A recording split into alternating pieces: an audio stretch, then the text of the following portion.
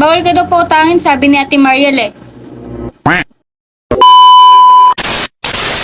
Gugulat ako, di pa tayo nag-aalmusal. Wala bang pagkain sa inyo? Wala nga eh, may 1K ako dito. Kaso pambayad namin ito sa kurente. Hindi ko pwede ito ipambili, magagalit si mama.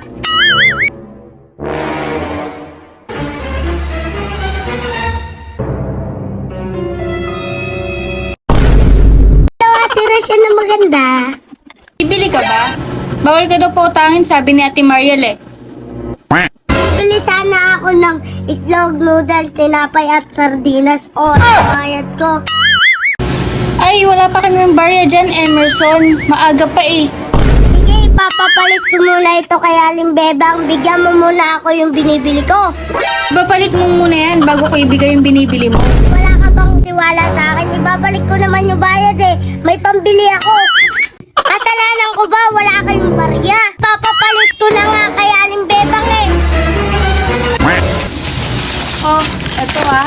Bigay mo sa akin yung bayad mamaya ah. Lagot ako kay Ate Mariel pag di mo binigay. Oo, ang bahala sa'yo. Babalik ko rin yung bayad. A few moments later. Oh, anong oras na? Wala pa rin si Emerson. Lagot ako kay ate nito. Wala pa akong benta. Dito na kami ate. O tara, lutuin na natin sa bahay para makakain na tayo. Kasama si Ate Rejan eh. Makakakain na kami.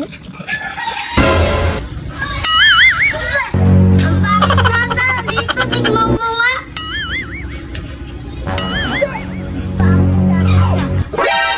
Expired na to ah.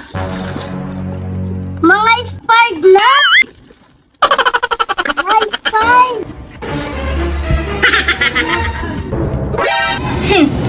Kala mo mautakan mo ako, Emerson ha? Kung si ate nautakan mo, ako hindi. Oh, no, no, no, no.